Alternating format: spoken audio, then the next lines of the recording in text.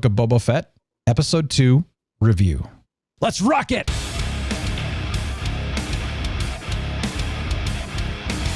Yes! Welcome to TRB Reviews. Thank you for joining us. Really appreciate it. We review movies and TV shows that, you know what, we think are worth talking about. Let's be honest. Yeah. It's what we want to do. We're going through the Book of Boba Fett, and we decided to do an episode for each episode of the actual show. We wanted to do this. We wanted to separate it out. It's great. We're going to have a good time. We're going to get into that. But I am the real Brian. Thanks for joining us.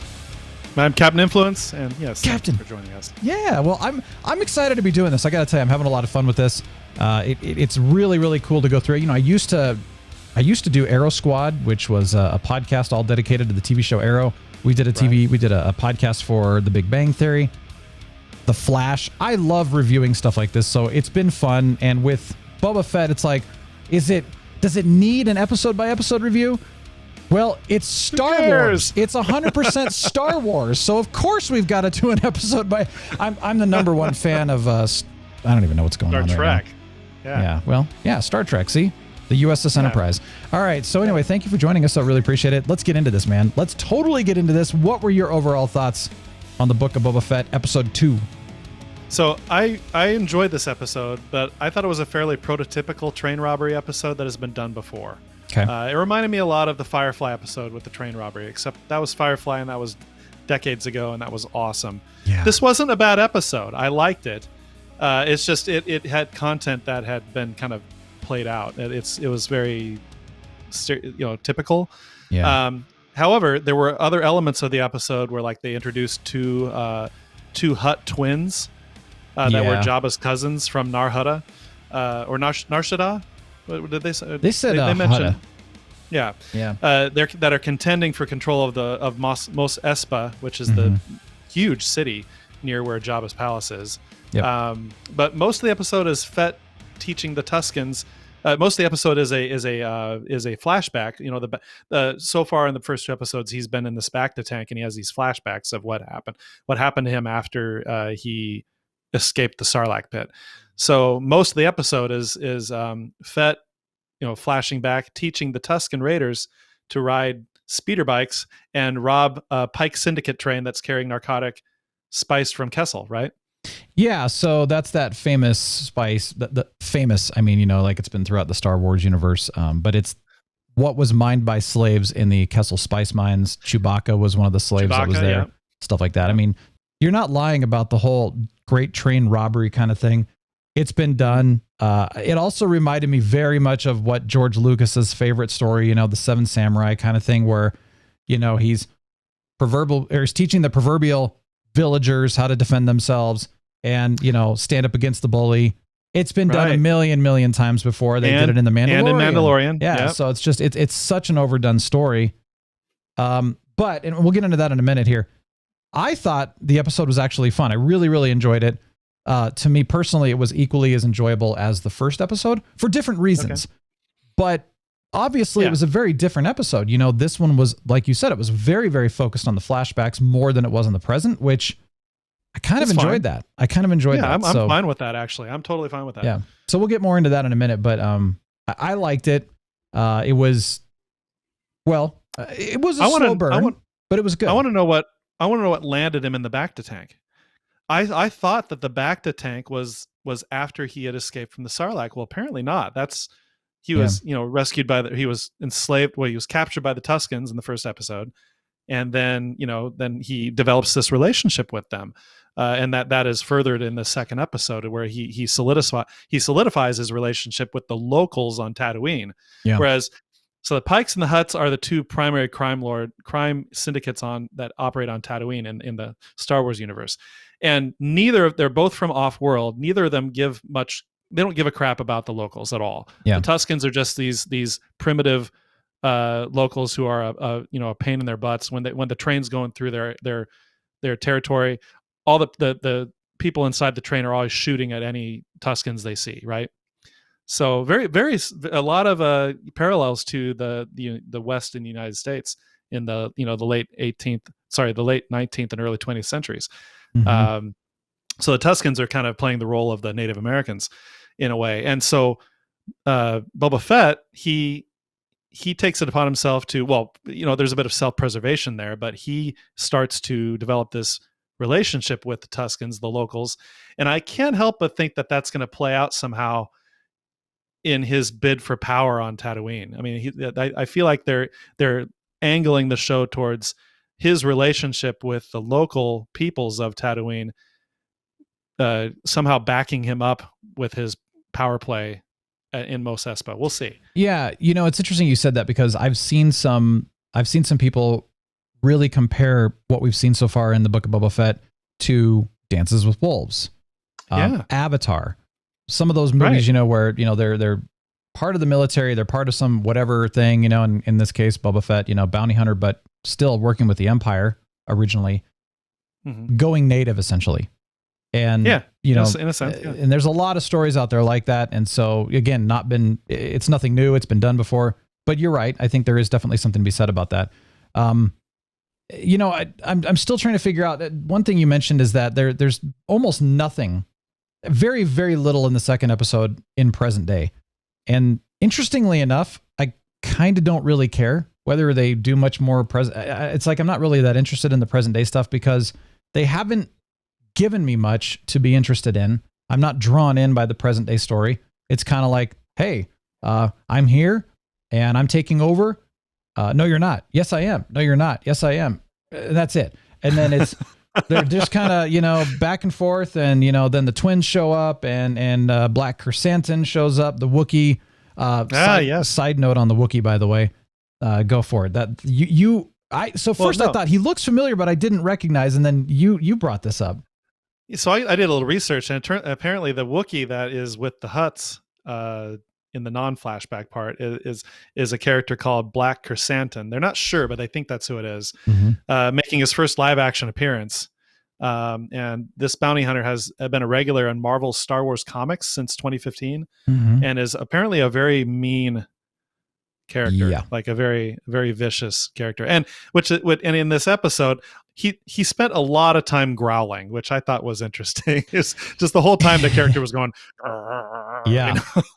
it's like, interesting. He growls a lot. Like, I was really glad you brought this up, because I read the Vader. It was a 4-book, multiple comics, but a 4-book Vader comic set, and it did come out like a few years ago, but it involved Dr. Aphra, and I do remember now. I was like, oh my gosh, yes, Black Chrysanthemum was in there, and he was bad news, man. He was a beast. So now I'm curious to go back, because I didn't pay a whole lot of attention to him in the comics that I was reading. Like, you're more focused on Vader and Dr. Aphra and stuff. But now I'm kind of like, ooh, now I need to go see, because he's a big Wookiee. It was cool. So that was my side note. But what I was going to say too is that I really, really was fascinated by the flashbacks. That's what I've loved so far about the show. I haven't really cared much about, again, the present, because they haven't given me a lot of reason to, but they have given me a lot of reason to care about the flashbacks. Yeah, and I think that's totally by design. I'm giving them the benefit of the doubt, because they want to build up.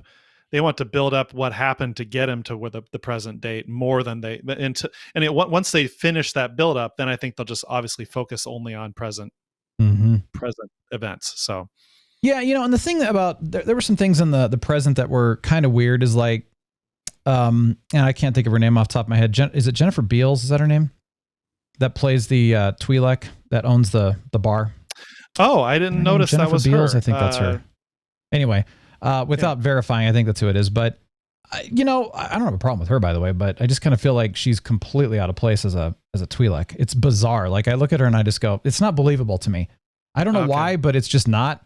Twi'leks that I've seen in the entire Star Wars universe, past movies, comics, video games, all the animated series, they're very different than kind of how she acts. And maybe that's intentionally, I don't know.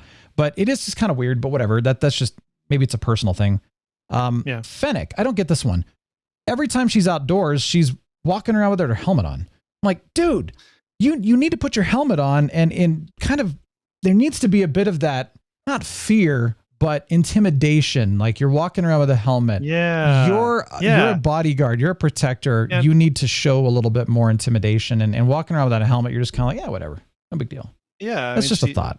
The Boba Fett, that's a good point you make, because I also noticed that Boba Fett goes around with out his helmet on he takes his helmet off a lot, and I wish he wouldn't. Surprising. But I get why from an acting standpoint he would want to do that, because what's his name? The actor can't what's his name? He's got that Tamara, yeah. Tamara Morrison.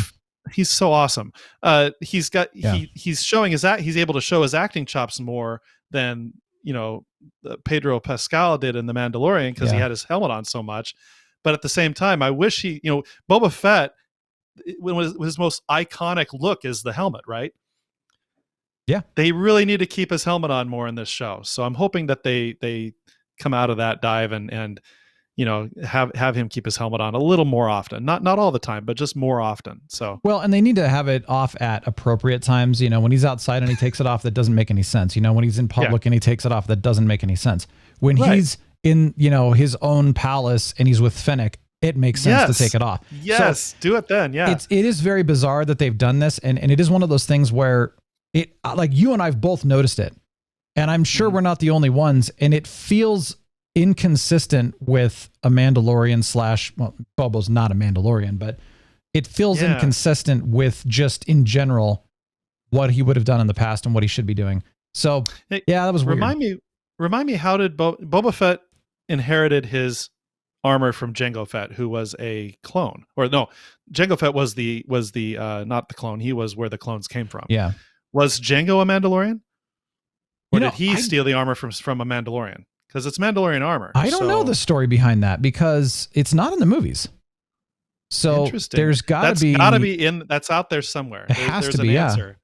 Let me put it this way. If it's in the movies, I don't think so, though. Because I've watched those movies a million times, and it's like, I've never heard that before. And I was wondering that, because when they mentioned, Boba's not a real Mandalorian, it's kind of, wait, okay, explain more. Talk about, they just didn't go into that very much, which, good question. Yeah, we also have yet out. to see, related to this show, this series, we have yet to see how he reclaimed his armor from the Jawas, who stole his armor in the first episode. That was in, no, because we saw that in The Mandalorian. Where, oh my gosh, and I don't remember the guy's name, but, Timothy Oliphant, where he... Oh, yeah. He was wearing it in that first episode of season 2 of The Mandalorian? And that's when the Mandalorian came upon him and was like, where'd you get this armor? Oh, whatever. And then he got it back. Boba Fett got it back at the end. It was given to him. So I totally forgot that. Yeah, that's what I know. And that's the thing. It's kind of like it was. Okay, here's the thing. When you're watching things so far apart, it's hard to go, oh yeah, I forgot about that. Like that did happen. It's hard to remember those details. Yeah. You almost got to go back through Mandalorian season 1, Mandalorian season 2, and then go to Boba Fett, and you'll be like, I remember all this now. It all makes sense now. And who's going to do that? Well, not us. People that have time, I guess. But so yeah, there were some things like that. The other thing that was bizarre, well, not bizarre. This was cool, but the mayor is an Athorian, the Hammerheads, that was cool. Yeah, that's right. And of course, that was really neat. Yeah, they have that, and I like that. Yeah. They had a translator, but I got to be honest, the voice that was chosen for that translation was so, like, really? I didn't mind it. In fact, it bothered me. It was weird. It almost lent a little bit of for some reason, my brain, it lent a little bit more credibility to it. Because what was weird for me is like the front desk guy, like, hi, I'm Larry. How can I help you today? Yeah. Oh, I'm sorry. He's got this, like, you look like a 1970s dude, And then you've got the Twi'lek, who's kind of the mayor's aide or whatever. And then the mayor's kind of like, hi there, I am the mayor. And, it just was one of those. Now, granted, maybe that was intentional. Like, this is what civilized looks like on Mos Espa. Mm-hmm. And it's kind of bizarre in comparison, maybe that was intentional. I don't know. But for me, I was just kind of like, this is weird. It feels like I'm watching The Office or something, I don't know. But again, that's my perspective. That could be not even necessary. But that's the present. So you go to the flashbacks, we're starting to catch up from where he was from the Sarlacc to now, which is great. I'm loving, though, how we are finally getting a good backstory on the Tusken Raiders, because, all we've ever known about them is that they're uncivilized raiders, basically. That's it, and that's even one of the primitive people that one of the Pikes says in the desert. We just thought they were all and they walk single file with banthas. That's all we know.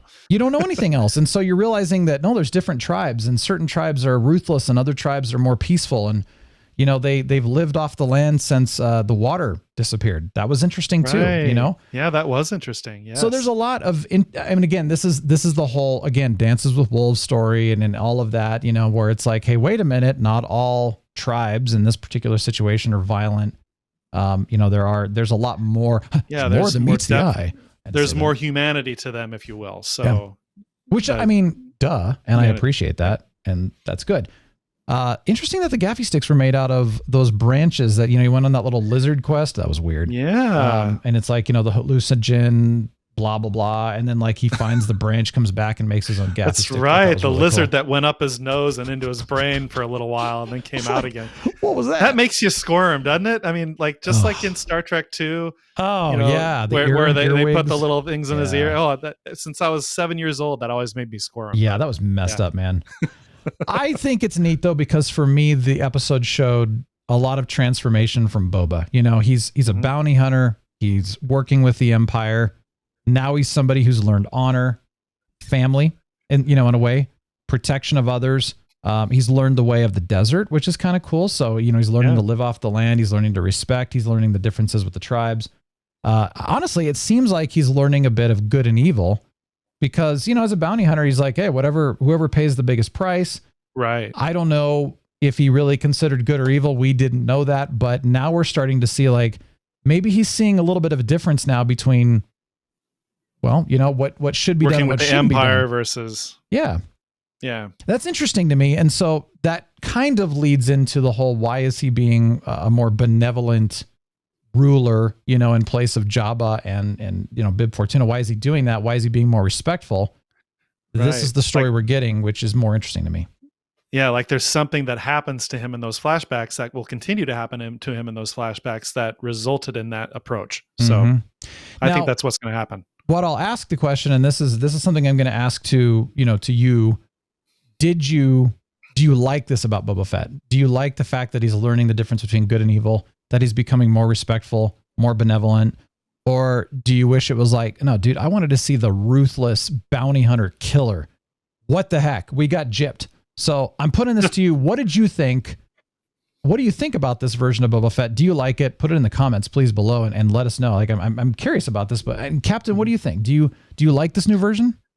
I do, because it lends, I mean, first of all, what little we saw of Boba Fett in Empire and in Jedi and in Mandalorian, he, you know, we, like you said in the last episode, there's always been this kind of a general feeling, everyone's kind of just assumed he's this badass, right?